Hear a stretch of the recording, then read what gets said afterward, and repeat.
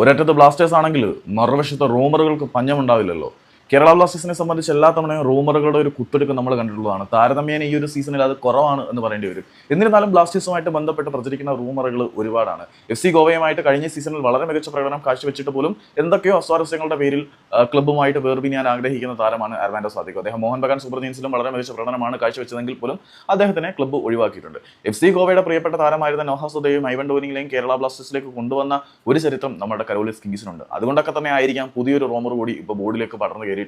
അതെന്താണെന്ന് വെച്ച് കഴിഞ്ഞാൽ FC ഗോവയുടെ സൂപ്പർ താരമായിട്ടുള്ള അർമാൻഡോ സാദിക്കിനെ കേരള ബ്ലാസ്റ്റേഴ്സ് സ്വന്തമാക്കിയേക്കും എന്ന തരത്തിലാണ് റിപ്പോർട്ടുകൾ സൂചിപ്പിക്കുന്നത്. കഴിഞ്ഞ സീസണിൽ ഒരുപക്ഷെ സാദിക്കിനെ നമുക്ക് കിട്ടിയിരുന്നെങ്കിൽ കാര്യങ്ങൾ കൊള്ളാമായിരുന്നു. ഏതായാലും ഇപ്പോൾ പ്രചരിച്ചുകൊണ്ടിരിക്കുന്ന ഒരു റൂമർ മാത്രമായിരിക്കുമെന്നാണ് ഞാൻ വിശ്വസിക്കുന്നത്. സാദിക്കിനെ നമുക്ക് കിട്ടിയാൽ കൊള്ളാമായിരുന്നു, പക്ഷേ കിട്ടാനുള്ള ചാൻസസുകൾ വളരെ കുറവാണ്. ഏതായാലും കേരള ബ്ലാസ്റ്റേഴ്സ് പിന്നെ സാദിക്കു യൂറോപ്പിൽ നിന്നുള്ള ഓഫറുകൾ പരിഗണിക്കുന്നുണ്ട് എന്നുള്ള റിപ്പോർട്ടുണ്ട്. കേരള ബ്ലാസ്റ്റേഴ്സുമായിട്ട് അവസാനം ബന്ധപ്പെട്ട് വന്ന റൂമറിൽ പറഞ്ഞിരിക്കുന്നത് കേരള ബ്ലാസ്റ്റേഴ്സ് തങ്ങളുടെ ഫോറിൻ ടാർഗറ്റിനെ കണ്ടെത്തിയിട്ടുണ്ട്, പക്ഷേ അദ്ദേഹം യൂറോപ്പിൽ നിന്നുള്ള ഓഫറുകൾക്ക് വേണ്ടി ജൂലൈ വരെ വെയിറ്റ് ചെയ്യുകയാണ്. സാദിക്കും യൂറോപ്പിൽ നിന്നുള്ള ഓഫറുകൾക്ക് വേണ്ടി ജൂലൈ വരെ വെയിറ്റ് ചെയ്യുകയാണ് എന്നാണ് നമ്മൾ അറിയുന്നത്.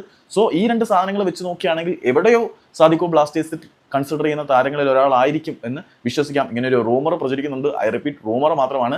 നേരത്തെ പറഞ്ഞ രണ്ട് ഘടകങ്ങൾ കൂട്ടി വെച്ച് കഴിഞ്ഞാൽ ഒരു അതിവിദൂര സാധ്യത മാത്രം നമുക്കിതിന് കാണാൻ കഴിയും. അല്ലാതെ നിങ്ങൾ പ്രതീക്ഷിക്കുകയോ സ്വപ്നം കാണുകയോ ഒന്നും വേണ്ട.